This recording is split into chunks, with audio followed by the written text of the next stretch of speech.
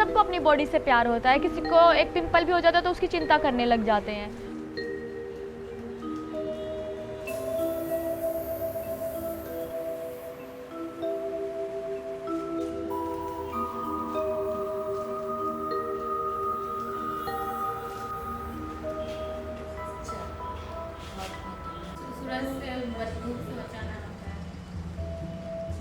इसका भी वो काला भी हो गया था, अब ठीक हो गया। मैं कंटिन्यू 2 मंथ्स तक एडमिट रही, जो कि पूरा 1 महीना जब हुआ था तो मेरा आई जो लेफ़्ट वाला है वो मुझे बिल्कुल 100% उससे दिखना बंद हो गया था। जब मेरे ऊपर एसिड डाला तो मैं थोड़ा धुंधला और सिर्फ डार्क कलर देख पा रही थी, किसी के फेसेस नहीं पहचान पा रही थी कि कौन खड़ा है मेरे सामने, पर मुझे डार्क कलर दिखाई दे रहे थे। बहुत पहले एक बात सिखा दी थी। जब 1 महीने के अराउंड मेरा फेस पे स्किन थाई से स्किन लेके फेस पे ग्राफ्ट किया था, क्योंकि घाव नहीं भर रहे थे मेरे गर्दन के, नोज़ के, तो उस वजह से स्किन ग्राफ्टिंग किया। एंड उसके 1.5 महीने के बाद फिर से मेरा राइट आई का ऑपरेशन किया कि मुझे इससे भी दिखना बंद ना हो जाए। और लेफ़्ट से तो मेरा 100% मैं अभी ब्लाइंड हूँ, मैं नहीं देख सकती हूँ। 2012 में मेरे ऊपर अटैक हुआ था। उस टाइम पे मैं 16-17 ईयर्स की थी और मेरे कज़न ब्रदर ने मेरे ऊपर अटैक करवाया था किसी से 1,25,000 रुपीज़ दे के, और वो मुझे पसंद करता था। और उसने मुझे एक बार बोला था कि तुम मेरे मामा की बेटी नहीं होती तो मैं तुमको भगा के ले जाता। लाबा बॉल क्या लाना है? अभी बोल दियो। हरी धनिया ऊपर ले दो, है ना? ऊपर है, हरी मिर्च से ऊपर होगा तो हरी मिर्च अभी उगी नहीं, लाल है छोटी छोटी।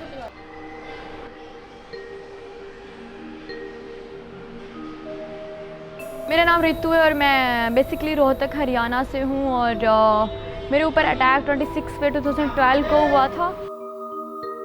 तो जब मेरे ऊपर अटैक हुआ तो वो एक पब्लिक प्लेस में अटैक हुआ था और मुझे किसी ने मदद नहीं किया था उस टाइम पे, और मेरे ही सोसाइटी के आसपास के लोग थे मेरे साथ। बट लास्ट में मदद किया, मेरा भाई मुझे हॉस्पिटल लेके गया था।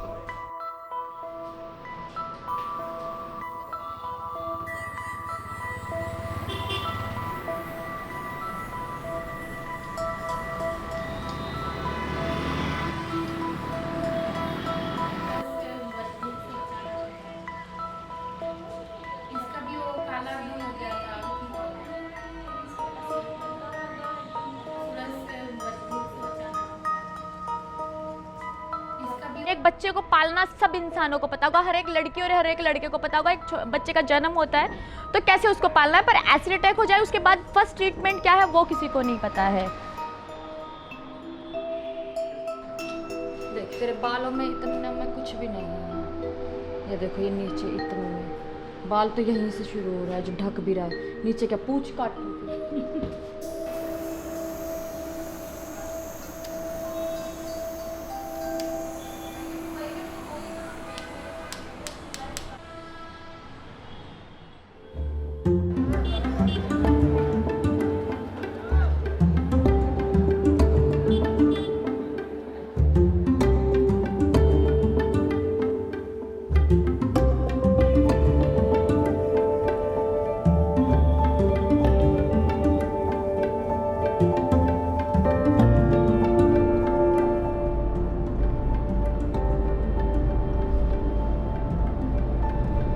सुबह सुबह आँख दर्द करने लग जाती है।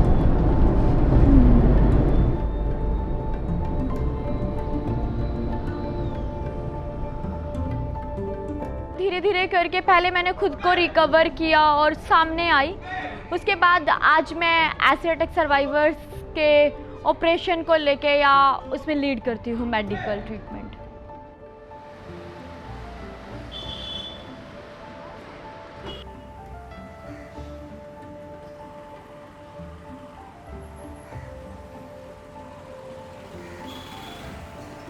मैं अभी जब सीमा को और सर्वाइवर्स को लेके हॉस्पिटल में थी, बहुत सारे लोगों के पेरेंट्स आने के लिए रेडी नहीं होते हैं और मैं एक ही आँख से देख पाती हूँ, उससे कम देख पाती हूँ। मतलब सोचिए केयर टेकिंग करना भी कितना मुश्किल है। मैं उसको पानी पिला रही थी तो उसको लेटे रहना था, बैठना नहीं था, तो मैं उसके मुंह में पानी डाली थी तो उसके नाक और आँख में पानी चला गया। तो वो पेन मुझे समझ आता है एक सर्वाइवर का। इसीलिए लगता है मुझे कि मैं इस दुनिया में हूँ और भगवान ने किसी ना किसी कारण से मुझे जिंदा रखा है।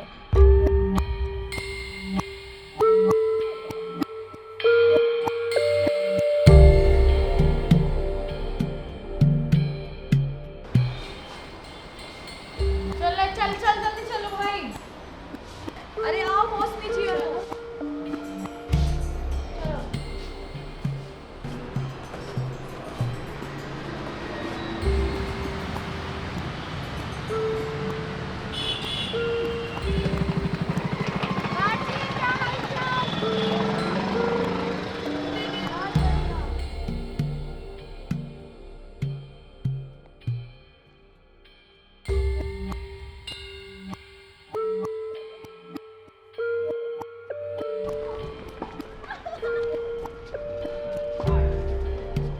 कैसे हैं सर आप?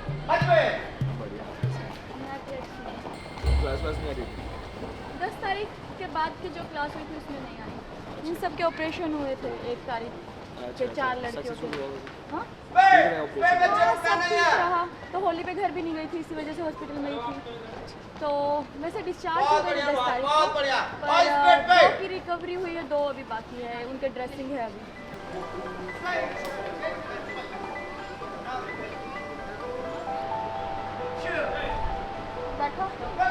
तो हम लोगों ने पहला कैफ़े 2014 में 10 दिसंबर को ओपन किया और मुझे भी कुछ नहीं पता था कैफ़े क्या होता है, रेस्टोरेंट क्या होता है, होटल क्या होता है, क्योंकि भी मुझे पेरेंट्स कभी नहीं लेके गए, मैं कभी नहीं गई। तो मैंने पहला कैफ़े शीरोज़ हैंगआउट देखा था, नाम भी ऐसे ही था, शी हीरोज़, लड़की भी हीरो है। और मैं भी उसकी पहली एम्प्लॉय थी उस कैफ़े की। 5 सर्वाइवर्स को जॉब पे रखा गया था, मैं भी एक उसमें से एक थी।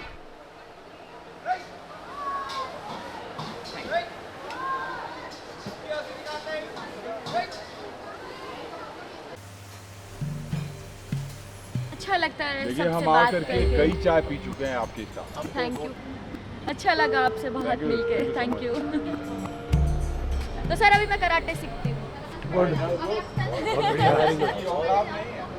सर ऐसे भी नहीं है। ये जज्बा है ना।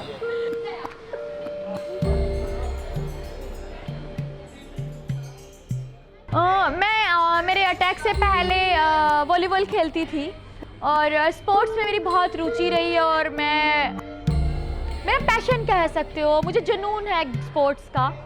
तो वो मेरे को कहीं मिसिंग लगता था। और जब दिल्ली एनसीआर में हमने नोएडा में कैफ़े स्टार्ट किया तो वो एक स्टेडियम के अंदर था, मेरे लिए एक बेहतर प्लेस था। और लोग स्टेडियम जाते हैं या उसके अंदर पार्क भी होता है, बहुत सारे सुकून मिलता है जाके।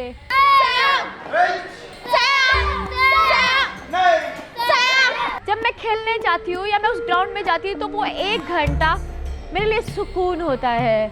मेरे को कोई भी चीज़ें याद नहीं रहती है, मुझे आसपास की चीज़ें नहीं दिखती है और मैं फिजिकली फिट रह पाऊँ, क्योंकि मैं बहुत देर तक खड़ी नहीं हो पाती। मुझे उलझन होती है जब मैं खड़ी होती हूँ और मैं बहुत थक जाती हूँ। पहली बात मैं ये कहूँ तो कि महिलाओं के ऊपर ज़्यादातर अटैक होते हैं।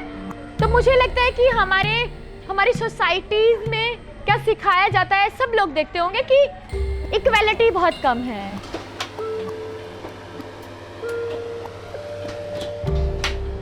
देर रात तक बाहर लड़के रहेंगे तो उनको कभी नहीं रोका जाता है। लड़कियों को 7-8 बजने से ही कहाँ गई थी उनसे क्वेश्चंस होते हैं। तो मुझे लगता है कि लड़कों को ज़्यादा फ्रीडम है लड़कियों के कंपेयर में, तो इसलिए लड़कियां ज़्यादा शिकार होती है हर एक क्राइम की।